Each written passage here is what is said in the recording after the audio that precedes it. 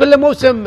نبدأ بعد عام تاريخي عاش فيه العراقيون لحظة انتظروها 4 عقود كاملة، عاما عاد فيه أسود الرافدين إلى كأس العالم بعد غياب 40 عاما، فعادت راية العراق إلى أكبر مسرح كروي في العالم، وعادت معها أحلام الملايين بأن تكون كرة القدم جسرا يعبر به هذا الوطن نحو الفرح. واليوم بينما ما زالت تلك الذكريات حاضرة في الوجدان، نعود إلى ملاعبنا المحلية، إلى المكان الذي تبدأ منه الحكاية الحقيقية. من هنا من دوري نجوم العراق تصنع الأسماء، ومن هنا تولد المواهب، ومن هنا يتعلم اللاعب معنى أن يرتدي قميص ناديه، وأن يتحمل ضغط المدرجات، وأن يقاتل من أجل كل نقطة وكل انتصار وكل لحظة مجد. هنا لا توجد مباراة عادية، كل ملعب يحمل ذاكرة، وكل قميص يحمل تاريخا، وكل جماهير تحمل حلما، وكل نقطة قد تكون فاصلة في نهاية الطريق. دور نجوم العراق يعود بكل تفاصيله، بكل شغفه، بكل صراعاته، وبكل تلك اللحظات اللي تجعلنا ننتظر صافرة الحكم، وكأننا ننتظر بداية قصة لا نعرف نهايتها. ومن جديد ستتحرك المدرجات، سترتفع الأصوات، ستتزين الملاعب بألوان الأندية، وسيكون لكل مدينة موعد مع الفرح، ولكل جمهور حلم، ولكل لاعب فرصة ليقول أنا هنا وهذه لحظتي. وبانتظار صافرة الحكم عصام فاضل لمباراة ناديي نفط ميسان والجولان فرسان المملكة أمام أسود الفلوجة هناك في مدينة العمارة، التي فتحت أحضانها لاستقبال أبناء الفلوجة، لاستقبال نادي الجولان بكل محبة وبكل ود، واستقبلوهم بالورود. هنا بداية اللقاء، أسود الفلوجة في مباراة تاريخية في يوم تاريخي 14 آب 2026، أول مباراة لهذا النادي الذي أسس قبل أكثر من 20 عاما ليبدأ أولى مبارياته في دور الأضواء تحت مسمى دوري نجوم العراق. بينما نادي نفط ميسان يريد أن يكون هذا الموسم مختلفا تماما عن الموسم الماضي الذي بالكاد بقى في دور الأضواء في دور النجوم. أنمار سلام مدرب نادي الجولان، سوف نتكلم عن التشكيلة. بدأ أنمار سلام بعد هذه الهجمة الخطيرة نفط ميسان، هنا الكرة العرضية لكن بحضان الحارس محمد حميد بعد الكرة المشتركة الأخيرة. بالسلامة لمن؟ لجبار كريم المهاجم. نعم، بعد الصدامة مع محمد حميد. طبعا تشكيلة نادي الجولان أنمار سلام يبدأ بمحمد حميد كابتن الفريق، حارس الخبرة، الحارس الكبير. هنا الإعادة، شاهد كرة محمود أحمد، وشاهد اللقطة ما بين طبعا جبار كريم وصدامة بالقائم الأيسر. هنا حيدر عبيد. نعود إلى تشكيلة نادي الجولان، محمد حميد في حراسة المرمى، محمود خضير، أنور طرخات، محمد جاسم، كرار علي، حسين منذور، يوسف فوزي، مبايا، حمية طنجي، إبراهيم نداي، ونهاد محمد. بينما تشكيلة المدرب حيدر عبيد الذي يبدأ بحراسة المرمى علي خالد ومحمود أحمد وأيمن محمود التونسي، حسين محسن، تقي فلاح، محمد محسن، محمد سلام، علي لطيف، ديمي داودة هداف الفريق الموسم الماضي، والمهاجم جبار كريم الذي تعرض لإصابة قبل قليل في بداية اللقاء في بداية الثواني الأولى. كرة الآن لمصلحة فريق الجولان.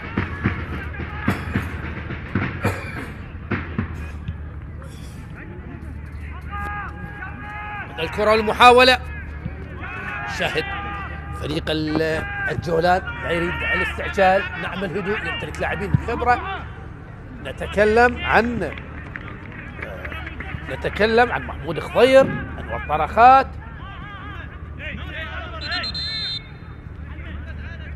لو شاهدنا محمود خضير قبل قليل، وهذا الحكم عصام فاضل يساعده مساعد أول مصطفى محمد، والمساعد الثاني صفا جاسم، والحكم الرابع محمد علي.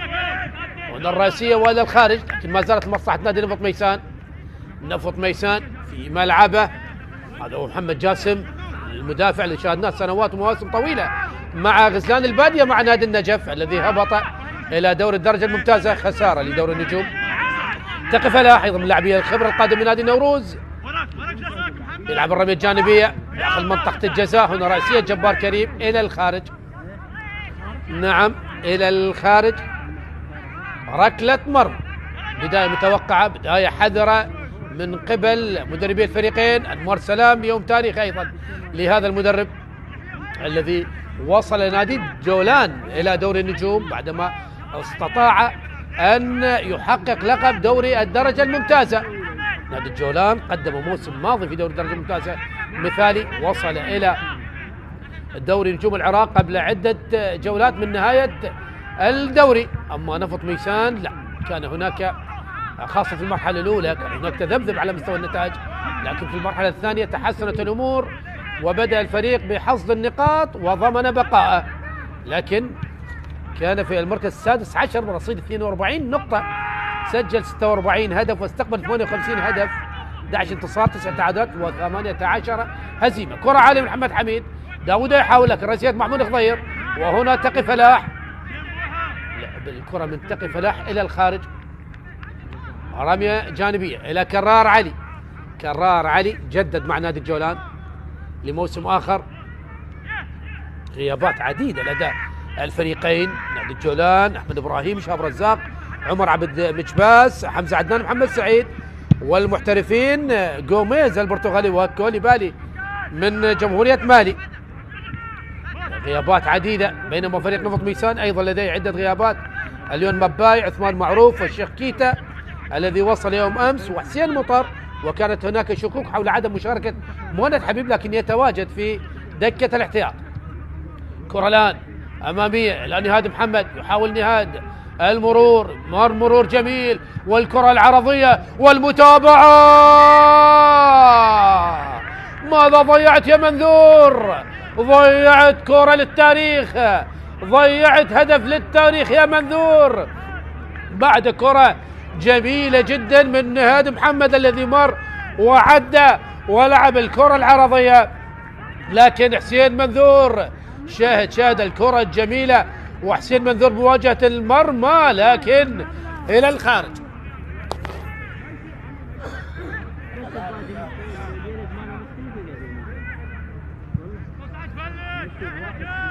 كرة شاهدناها كيف خطيرة للخارج، أولى الكرات الخطيرة في الدقيقة السادسة من عمر هذا اللقاء لمصلحة نادي الجولان. نعم نادي الجولان بعد التعاقدات العديدة والكثيرة سواء على مستوى المحترفين أو على مستوى المحليين يريد أن يكون رقما صعبا في هذا الموسم. في موسمه الأول هنا تمريرة جميلة لنهاد لكن ممتاز التغطية من محمود أحمد الذي يلعب كمدافع يمين. هنا لا داوود يحاول المرور، داوود بالخبرة، بخبرة السنين، 36 عام، تألق كبير لداوود سواء مع القاسم أو الكهرباء، وبعد انتقال نفط ميسان طبعا ثالث مواسمه داوود مع نادي نفط ميسان.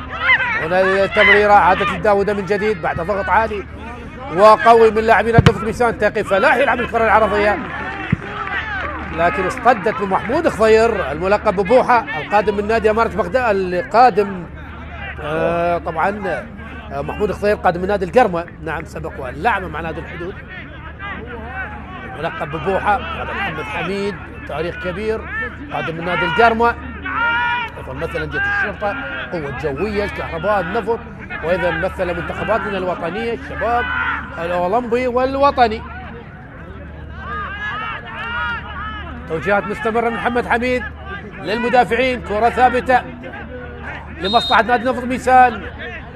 هل تكون الحلول عن طريق الكرات الثابتة؟ محمود أحمد يلعب على القائم الأول لكن إلى الخارج، ركلة مرمى لمست داوود إلى الخارج. هذا وديمي داوود ساهم ب 23 هدف في الموسم الماضي، سجل 16 هدف وصنع 7 أهداف، 23 هدف من مجموع 46 هدف، يعني 50% من الأهداف المسجلة لنادي نفط ميسان في الموسم الماضي. ديمي داوود الواضح بالصورة يمتلك نسبة مساهمة 50%، رقم كبير يعني اعتماد كبير. هنا محمد جاسم، طالت على محمد جاسم، رمية جانبية، لعبة سريعة من جبار كريم إلى محمد محسن القادم من نادي ديالى.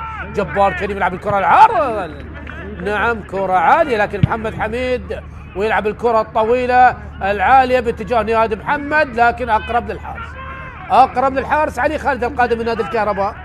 ايضا مثل انديه القاسم والصناعه والقوه الجويه. حسين محسن هذه المره مع نادي نفط ميسان في هذا الموسم بعد ما شاهدناه مع نادي الكرخ في الموسم الماضي ومن قبلها مع نادي القاسم، وايضا مثل انديه القوه الجويه والديوانيه والنفط ونفط الوسط. لاعبين من لاعبين الخبره حسين محسن، وايضا لاعب تكتيكي يلعب باكثر من مركز. تلعب الكره العاليه الطويله لكن كرار علي موجود في قطع الكره، يحاول عادة مجددا لمصلحة جعفر ناصر. يلعب الكرة العالية هنا رأسية محمد جاسم إلى الخارج، إلى الخارج من محمد جاسم، مرتبك قليلا محمد جاسم الواضح على الصورة. بعد الكرة الرأسية هذه المرة لا ركلة ركنية. هذا جبار كريم اسم الماضي كان مع نادي أمارة بغداد، أيضا مثل نادي دهوك. جبار كريم جعفر ناصر، موسم سادس لجعفر ناصر مع نادي نفط ميسان. حيدر عبيد ايضا قام بعده تعاقدات، ذكر في المؤتمر الصحفي قال انا مسؤول عن جميع التعاقدات سواء كانوا اللاعبين المحليين او اللاعبين المحترفين، لكن هناك غيابات اللاعبين المحترفين لعدم وصولهم لغايه الان. كرة الان جعفر ناصر يحاول المرور، مار جعفر لعب الكرة العرضية هنا الرأسية، لكن تغطية موجودة، تغطية موجودة من مبايا. نعم مبايا السنغالي 23 عام القادم من نادي الاتحاد الليبي الذي يلعب في خط الدفاع وايضا يستطيع اللعب كلاعب محور. هنا الابعاد من محمد محسن، لاعبي الخبرة ايضا محمد محسن، سبق والمثل اندية النفط والديوانية، وفي الموسم الماضي كان مع نادي ديالى. محمود خضير بوحة ايضا من لاعبي الخبرة. محمود خضير يلعب رمية جانبية، يحاول الان اللاعب ابراهيم نداي الى منذور الذي اضاع كرة الهدف الاول بصورة لا تصدق. ابناء الفلوجة اليوم والموعد مع التاريخ. كرة الان يحاول الان يايا تمريرة اقرب الى محمود احمد الى الحارس علي خالد، كرة طويلة وعالية في وسط الملعب الى منذور، حسين منذور، تمريرة الى نداي اللاعب السنغالي القادم من نادي الانوار الليبي يلقب بفينيسيوس. نعم يلقب بفينيسيوس اللاعب الاسمراني. رمية جانبية الان لمصلحة نادي الجولان، هذا هو تقي فلاح ايضا من لاعبي الخبرة. من اللقطة نعم اخر من لمس الكرة تقي فلاح.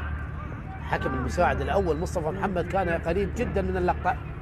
تلعب رمية جانبية، يوسف فوزي الى منذور، يوسف فوزي مجددا، يوسف قطعت الكرة من يوسف، يحاول الان جبار، يحاول او محمد سلام قطعت الكرة عادت الى يوسف يلعب الكرة الى من؟ الى نهاد وقطعت وعادت لمصلحة نادي نفط ميسان. هنا تمريرة امامية لكن عنوانها محمد حميد، غير مركز كان اللاعب محمد محسن.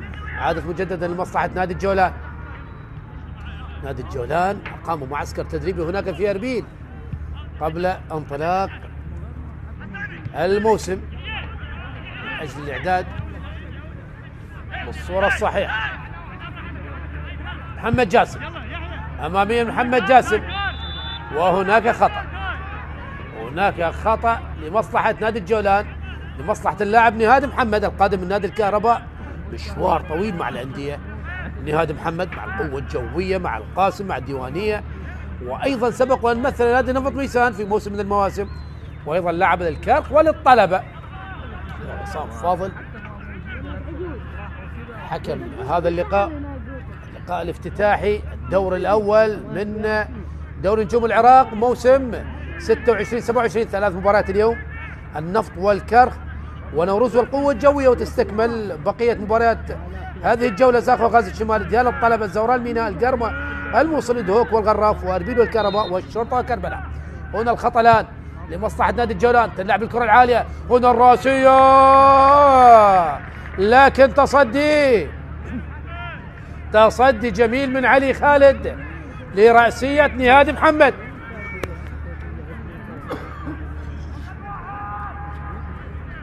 حلوة كانت من نهاد محمد. شاهدون الراسية، شاهدون الراسية من نهاد محمد، لكن تصدي أجمل، تصدي أجمل من علي خالد. أخطر الجولان، أخطر الجولان. حامية طنجي، طنجي 1-2. طنجي يحاول المرور، يلعب الكرة العالية على القائم الثاني، لكن مرت عرضية الموريتاني، مرت على حسين منذور. الجولان أخطر بال14 دقيقة المرت. نعم الخطورة واضحة لمصلحة نادي الجولان. شاهدنا كرة حسين منذور الذي كان في مواجهة المرمى، لكن لم يحسن التصويب، والرأسية الجميلة كانت من نهاد محمد، لكن أبعدها علي خالد. شاهد كرة طنجي، حسين محسن يلعب الكرة العالية لكن بعيدة تماما على جبار كريم، وإلى الخارج رمية جانبية، رمية جانبية لمصلحة نادي الجولان لدى هذا اللاعب الشاب كرار علي.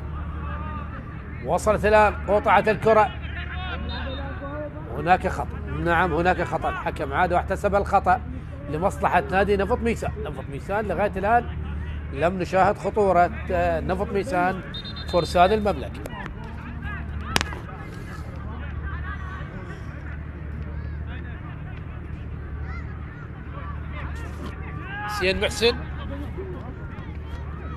سين محسن على تنفيذ الخطأ، تركنا محمود أحمد يغير اللعب تمام بجهة اليسار لداوودة، لكن صعبة جدا على داوودة،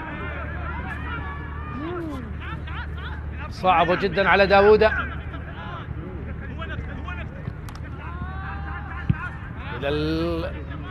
للخلف لمحمد حميد. طبعا تم تطبيق التحديثات الأخيرة التي شاهدناها في بطولة كأس العالم، 5 تحديثات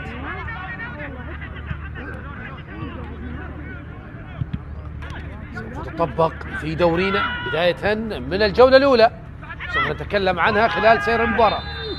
هناك خطأ على اللاعب يايا، نعم لمصلحة محمد محسن بعد الكرة المشتركة الأخيرة. شاهد اللقطة، فرق القوة البدنية واضحة تماما لمصلحة مباي يايا، وهذه الرأسية الجميلة لنادي محمد، لكن تصدي أجمل كان من علي خالد، تصدي جميل لعلي خالد. خطأ الآن، كرة ثابتة أخرى لمصلحة نادي نفط ميسان الذي تحصل على أكثر من خطأ في الدقائق التي مرت، وبطاقة صفراء، بطاقة صفراء على مباي يايا، بطاقة صفراء مبكرة. هل هي البطاقة الأولى في دورينا أم هناك بطاقة في مباراة النفط والكرخ التي تجري بنفس التوقيت؟ لا أعرف. إبراهيم النداي الوضع على الصورة، السنغالي. خطأ الآن لمصلحة نادي نفط ميسان. هل تأتي الخطورة عن طريق الكرات الثابتة؟ محمود أحمد، نشاهد عديد لاعبي نادي نفط ميسان متقدمين إلى الأمام بهذه الكرة. هل ينجح؟ محمود أحمد يلعب الكرة باتجاه محمد حميد، لكن إلى الخارج. حاول أن يغالط محمد أحمد بهذه الكرة، لمح محمد حميد متقدم نوعا ما، لكن الكرة ذهبت إلى الخارج. شاهد لعب الكرة باتجاه المرمى، أراد أن يصطاد محمد حميد الملقب، كان جمهور الشرطة يلقب محمد حميد بساسوكي بسبب قفزاته. نعم يمتلك جمب قوي جدا هذا الحارس محمد حميد. خلاص سوف يبدأ العد على ركلة المرمى، 5 ثواني يجب أن نلعبها في حال عدم لعب ركلة المرمى. بعدما عد الحكم 5 ثواني تكون ركلة ركنية لمصلحة الفريق المنافس. هذه إحدى التحديثات في قوانين الاتحاد الدولي الفيفا، نعم تم تطبيقها في كأس العالم، وبالتالي أصبحت ملزمة لجميع البطولات التي تقام. هنا يحاول نداي، لكن لاعب الكرة محمد سلام اصطدت بنداي إلى الخارج، ركلة مرمى. ركلة مرمى لمصلحة نادي نفط ميسان. هذا أيمن محمود التونسي القادم من نادي ديالى. هناك أكثر من لاعب أتوا من نادي ديالى لنادي نفط ميسان، أيمن محمود وأيضا أيمن صفاقسي وكذلك محمد محسن، 3 لاعبين انتقلوا من ديالى نفط ميسان في فترة الانتقالات الصيفية التي كانت مشتعلة تماما، وشاهدنا وسمعنا عن أرقام مرعبة في دورينا اجتازت المليار دينار عراقي. نعم، المليار دينار عراقي تقريبا 700 ألف دولار، رقم كبير في دورينا. هناك خطأ ومعها بطاقة صفراء على لاعب خط الوسط محمد سلام، موسم ثالث مع نادي نفط ميسان، سبق وأن شاهدناه مع أندية أمانة بغداد والكهرباء، وبطاقة صفراء أولى على لاعبي نادي نفط ميسان، وهي الثانية في اللقاء بعد البطاقة الصفراء التي كانت على مبايا اللاعب السنغالي. لقطة الكرة المشتركة ما بين محمد سلام ويوسف فوزي. يوسف فوزي قادم نادي القوة الجوية كما شاهدناه، تألق مع نادي الكر في الموسم التاريخي، نادي الكر الذي أحرزوا فيه بطولة كأس العراق. محمد جاسم إلى فينيسيوس، يحاول السنغالي يلعب الكرة باتجاه نادي محمد، الكرة الخطيرة داخل منطقة الجزاء، هنا تصويبة لكن ضعيفة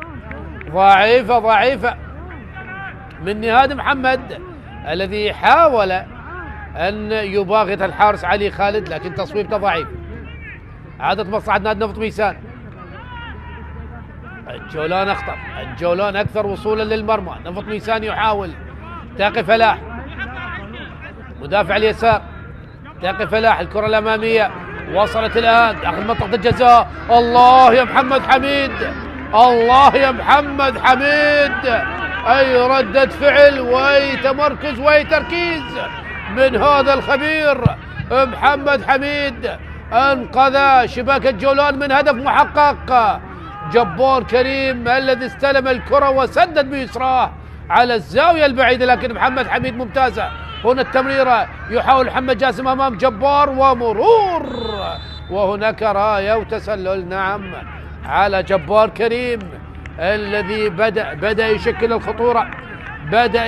الخطورة. جبار كريم على مرمى الجولان في مرة أولى والثانية، يعتذر للزملاء عن الإضاعة، أنت لم تضيع، وإنما هذا الحارس الذي تألق وتعملق وأبعد الكرة الخطيرة جدا، أولى الكرات الخطيرة لمصلحة نادي نفط ميسان.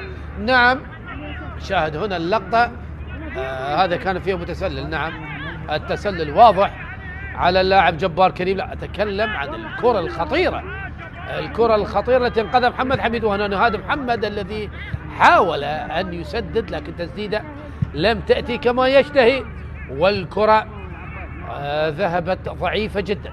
الجولان يحاول، طنجي إلى كرار علي، طنجي مجددا، اللاعب الموريتاني أنور طرخات إلى يايا، محمد جاسم ويايا وطرخات، ثلاثي قلب الدفاع من جديد. طرخات، تمريرة أمامية وصلت إلى نهاد محمد بقرب من حسين محسن، بفارق السرعة يمر، عدى نهاد يلعب الكرة، لكن أبعدت من دفاعات فريق نفط ميسان للخارج إلى ركلة ركنية. نهاد محمد مصدر الخطورة. نعم، شاهدنا في أكثر من مرة، في أكثر من لقطة، يشكل الخطورة على مرمى فريق نفط ميسان، على الحارس علي خالد. الآن ركنية، طنجي، حيمة طنجي على تنفيذ الركلة الركنية. الموريتاني 28 عام، قادم من نادي نواذيبو الموريتاني، يلعبها على القائم الأول، لكن جبار كريم في الواجبات الدفاعية عاد إلى الخلف بعد الكرة، وصلت إلى يوسف فوزي لمصعد الجولان، لكن طالت على يوسف فوزي إلى الخارج، رمية جانبية.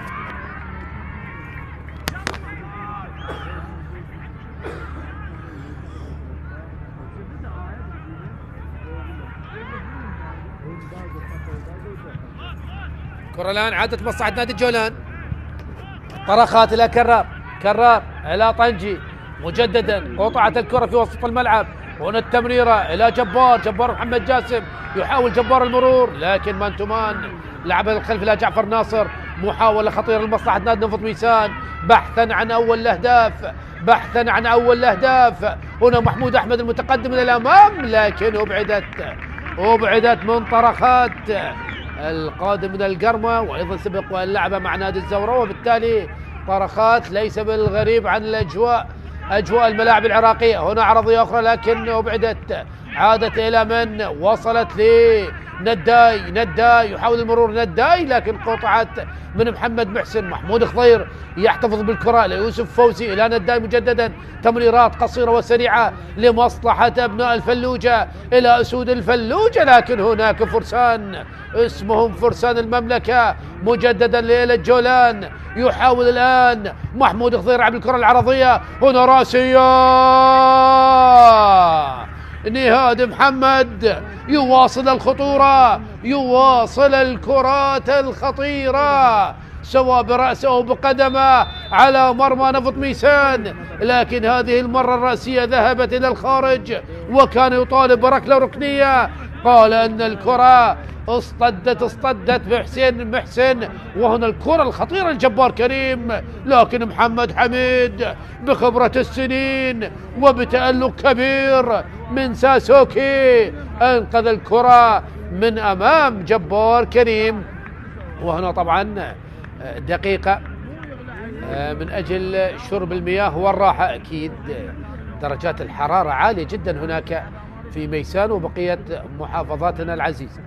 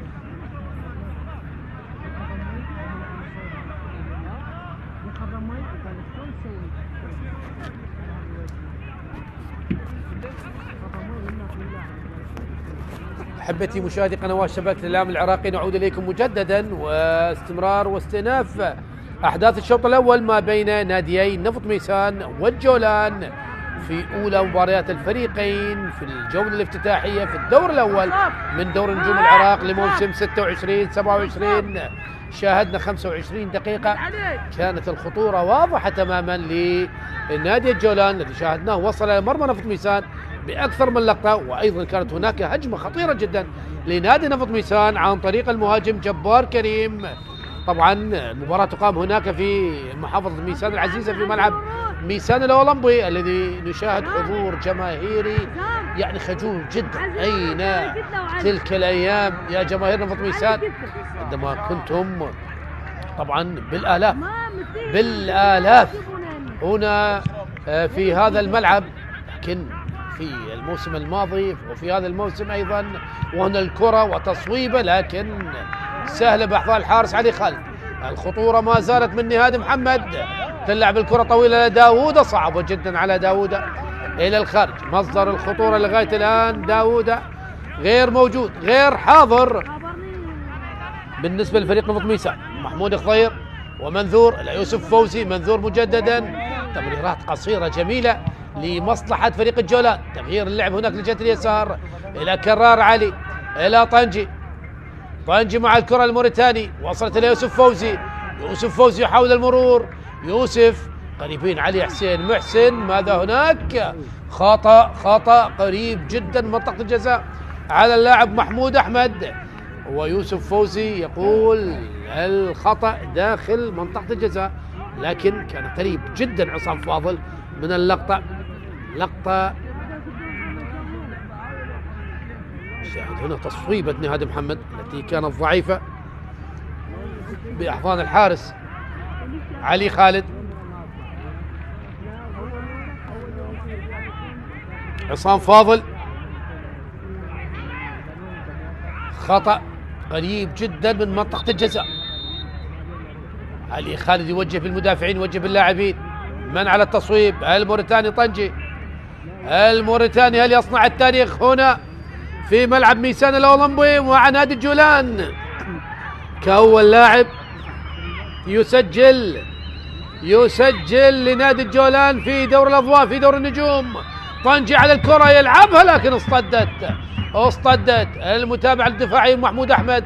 تشتيت الكرة وصلت لداوودة يبحث عن المرور من أمام كرار علي. مار داوودة بالخبرة، صاحب 36 عام داوودة، وما زال كرار علي بالقرب منه. يحاول داوودة يلعب الكرة العرضية لكن سيد منذور موجود في التغطية. عادت الآن ليوسف فوزي لمصلحة نادي الجولان، أفضلية واضح للجولان. طنجي مع الكرة، طنجي جولان، لاعبين جولان لا يستعجلون بلعب الكرات للأمام، يلعبون الهجمات المنظمة. نداي إلى منذور يغير هناك باتجاه كرار علي مدافع اليسار إلى طنجي مجددا مصلحة نادي الجولان أسود الفلوجة لم يأتوا من أجل زيارة محافظة ميسان، بل أتوا من أجل النقاط الثلاث. نعم، يتحدون أبناء المملكة، فرسان المملكة، أيضا يريدون أن يبدون بداية قوية، لا يريدون بداية الموسم الماضي للنسيان. كانت بداية الموسم الماضي مع عبد الله أبو زمع كانت للنسيان، لا يريدون أن تتكرر. وهذه جماهير نفط ميسان قليلة جدا، لم نتعود على هذا العدد القليل جدا في مدرجات ملعب ميسان الأولمبي. نتمنى من جماهير نفط ميسان أن تعود وتملأ مدرجات هذا الملعب الجميل. رمية جانبية الآن، محمد محسن يعاد الكرة للخارج. إبراهيم النداي السنغالي، منذور محمود خضير من أمام داوودة. وصلت الكرة لعلي لطيف يبحث عن من؟ يبحث عن جعفر ناصر. جعفر مع الكرة، جعفر يحاول المرور، جعفر من أمام كرار علي. عادت محمود أحمد يلعب الكرة واصطدت بكرار علي في مرة أولى وثانية. ممتاز من هذا المدافع الصغير الذي أبعد كرة جعفر ناصر ومن ثم أبعد كرة محمود أحمد إلى الخارج إلى رمية جانبية. جماهير نفط ميسان بدأت بمؤازرة فرسان المملكة وأنمار سلام. دائم النقاش والكلام مع الكادر التدريبي من أجل القادم، من أجل الدقائق المتبقية من الشوط الأول. ومحمود أحمد على لعب الرمية الجانبية. نعم، الآن يطلبون لعب الرمية الجانبية بعد التأكد بعدم وجود لمسة يد على كرار علي. هنا محمد سلام واحدين مع جعفر ناصر، لكن تغطية موجودة من كرار علي وخطأ على جعفر ناصر لمصلحة كرار علي. خطأ الآن مصلحة نادي الجولان.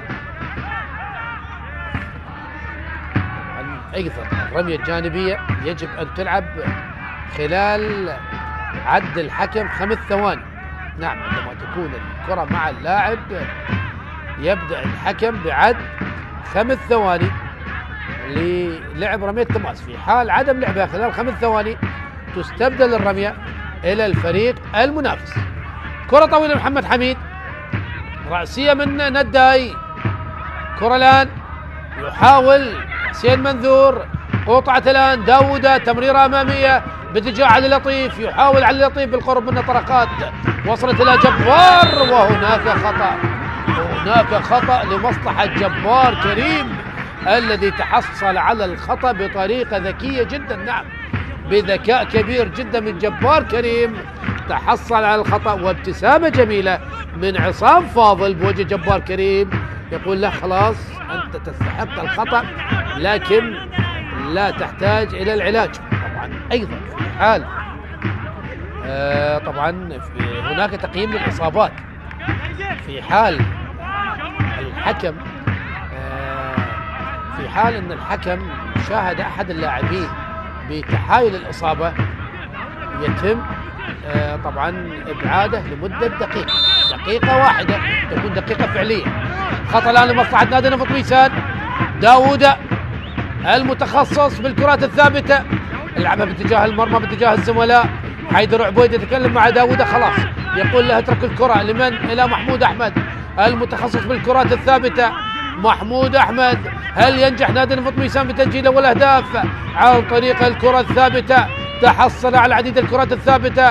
محمود أحمد يلعب الكرة العالية، هنا الرأسية والإبعاد، إبعاد من منذور في اللحظة المناسبة من أمام المدافع التونسي المتقدم أيمن محمود.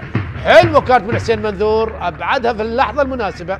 شاهد الإعادة محمود أحمد الذي لعب الكرة الثابتة على القائم الثاني، لكن منذور من أمان محمود وإلى الخارج. رمية جانبية، كرار علي يحاول كرار من أمام جعفر ناصر وقطعت. الله يا كرار، الله يا كرار على المرور الجميل والتمرير الأجمل.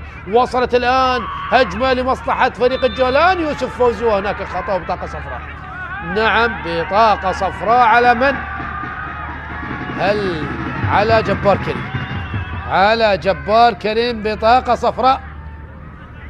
جبار كريم الذي تكلم عن رحلة كفاحة مع كرة القدم، بصراحة يعني رحلة صعبة جدا على أي شخص، لكن يمتلك الشخصية القوية جدا، الشخصية الصلبة، واستمر بالكفاح حتى وصل إلى ما وصل إليه.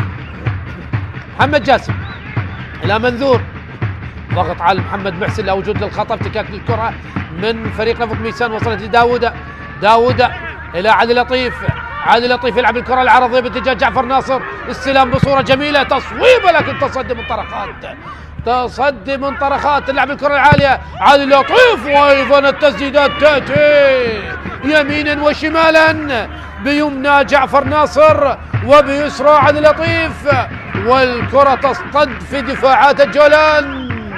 فرسان المملكة، فرسان المملكة يحاولون في مرة أولى وثانية، في مرة أولى وثانية، تصدي في مرة أولى من جعفر ناصر، وتصدي في مرة ثانية من محمود خضير من أمام علي لطيف، وركلة ركنية. محمود أحمد يلعب الركلة الركنية، وهنا الرأسية والإبعاد من طرقات. عادت مجددا لمصلحة نادي نفط ميسان، لكن قطعت ونداي يحاول، وهناك خطأ على تاقي فلاح لمصلحة نداي، لمصلحة نداي.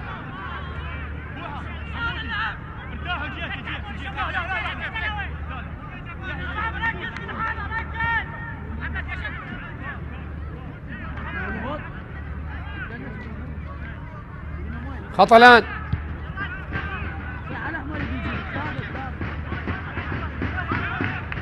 كرة الآن لمصلحة نادي الجولان. نفط ميسان في الدقائق الأخيرة ضغط على مرمى نادي الجولان. محمود خضير مرة أخرى يحاول،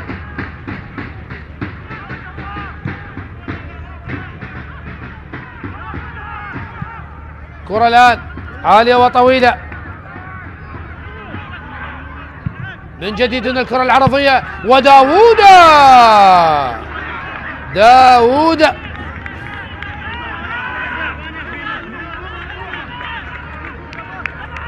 داوود حاول بالكرة الأخيرة، لكن مرت نفط ميسان الآن أفضل وأكثر خطورة وأكثر وصولا للمرمى. نعم شاهدناه في أكثر من لقطة لاعبين نفط ميسان، لكن التركيز غاب في اللمسة الأخيرة. جعفر ناصر، علي لطيف، الآن داوود، من قبلهم جبار كريم. يعني الرباعي الهجومي لمصلحة نادي نفط ميسان بدأ يشكل الخطورة على مرمى الجولان الجولان الذي قدم 30 دقيقة ممتازة جدا، لكن لم ينجح بالتسجيل، تارة بإبعاد الكرات من الحارس علي خالد، وتارة أخرى بعدم تركيز اللاعبين. هنا تمريرة جميلة لكن أقرب لمحمد حميد، أقرب لمحمد حميد حارس المرمى، خبرة القيدوم. صفقة ممتازة أنا أعتبرها، خاصة فريق لأول مرة يشارك في دوري نجوم العراق يجب أن يأتي بلاعبين أصحاب خبرة. يعني شاهد محمد حميد في حراسة المرمى، أيضا أحمد إبراهيم في خط الدفاع لكن غير جاهز لمباراة اليوم، وأيضا شهاب رزاق أيضا غير جاهز لمباراة اليوم.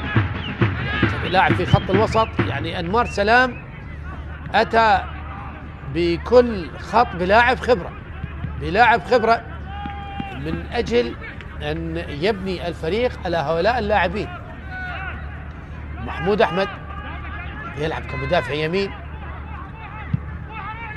تغيير اللعب هنا لداوودة، هل يلحق بالكرة؟ داوودة لحق بالكرة، تقي فلاح يلعب الكرة العرضية لكن أقرب لمحمد حميد، أقرب لمحمد حميد. محمد حميد إلى حسين منذور، منذور مع الكرة، يحاول منذور تمرير ليوسف فوزي، يوسف هناك إلى طنجي، طنجي إلى نهاد، تمريرات لمصلحة نادي الجولان. هنا منذور الجهة اليمين لمحمود خضير المتقدم بالقرب من تقي فلاح، محمود خضير يلعب الكرة العرضية لكن اصطدت بتقي، محمود يحاول افتكاك الكرة لكن ممتازة من داوودة، داوودة بخارج القدم بلمسة جميلة لجبار، جبار يحاول، وهناك خطأ على محمد جاسم. نعم خطأ لمصلحة جبار كريم. 5 دقائق أخيرة على نهاية أحداث الشوط الأول. شاهد هنا اللقطة المشتركة ما بين محمد جاسم وجبار كريم. داوودة ممتازة من داوودة، لحق الكرة قبل أن تخرج تماما، والعرضية من تقي فلاح لكن خروج ناجح من محمد حميد.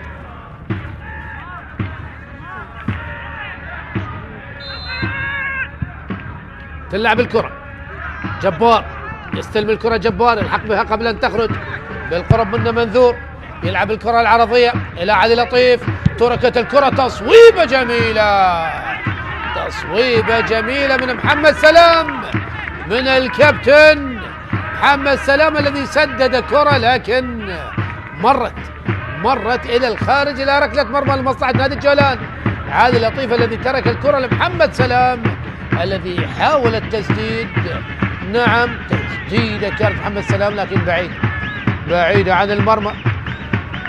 أيضا كان مباي يايا ضاغط على محمد سلام، كرة العالية محمد حميد باتجاه نداي لكن إلى الخارج، رمية جانبية بعدما لمست تقي فلاح. هل هناك هدف قبل الذهاب إلى غرف تبديل الملابس، قبل الذهاب للاستراحة؟ أنمار سلام وحيدر عبيد سبق وأن لعب سوية مع نادي الزوراء في مواسم المجد مع نادي الزوراء. الزوراء مبتعد عن البطولات وصبر الجمهور بدأ ينفذ. جمهور الزوراء لا يقبل إلا بالألقاب، لكن منافسة كبيرة. الشرطة قوة الجوية اللي كان متسلل، نعم متسلل جبار كريم. دورينا في هذا الموسم يدل على تنافس كبير جدا، الفرق استعدت بصورة مبكرة، أيضا يعني تقريبا حسموا أكثر من 90% الانتقالات على مستوى المحليين والمحترفين، وبالتالي يعني شاهدنا سوق انتقالات صيفي ناري. قوة جوية، الشرطة، طلبة، الزوراء، أربيل، دهوك، زاخل، قرمة، يعني نتكلم عن 7-8 فرق من الممكن أن تنافس على لقب الدوري. وأيضا هناك أندية أعلنت التحدي، منها هذا النادي الوافد الجديد الجولان بعدما أحرز لقب دوري الدرجة الممتازة ووصل إلى دور النجوم.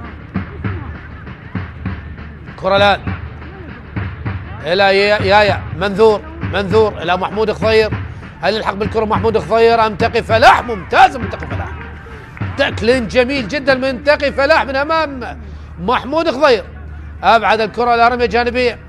تقي فلاح مشوار طويل في دورينا.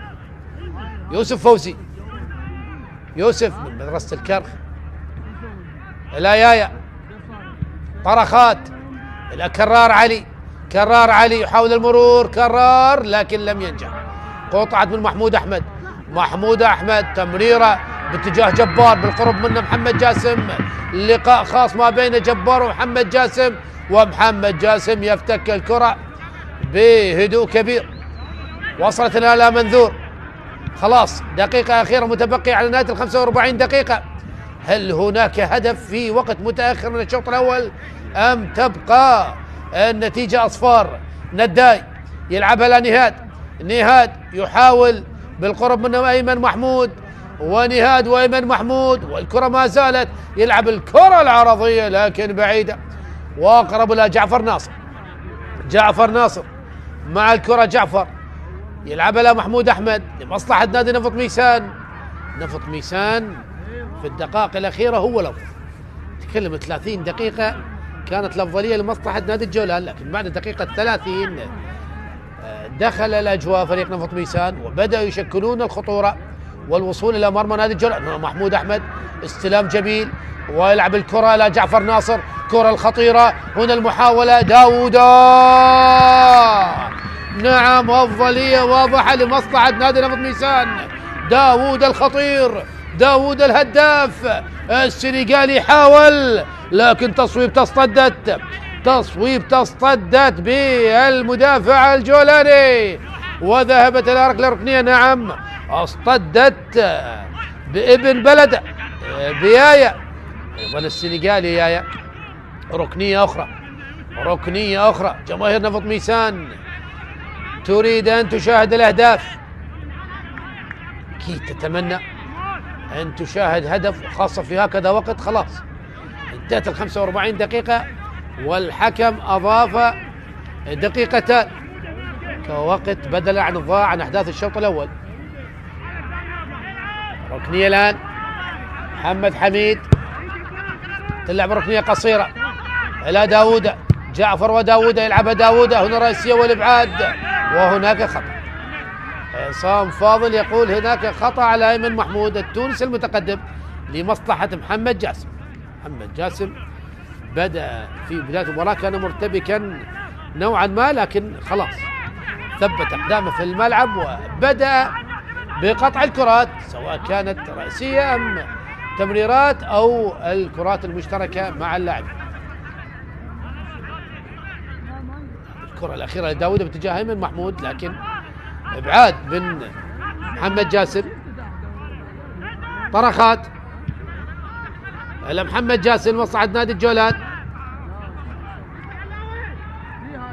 على مبدأ الشوط في طريقه الى النهايه بالتعادل السلبي.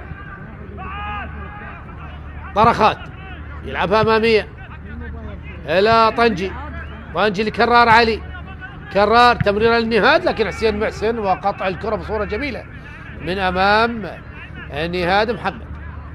طنجي مجددا، وهنا عصام فاضل ينهي أحداث الشوط الأول بالتعادل السلبي ما بين فريقي نفط ميسان والجولان. أحبة المشاهدين استراحة قصيرة ونعود لكم مجددا، لا تذهبوا بعيد.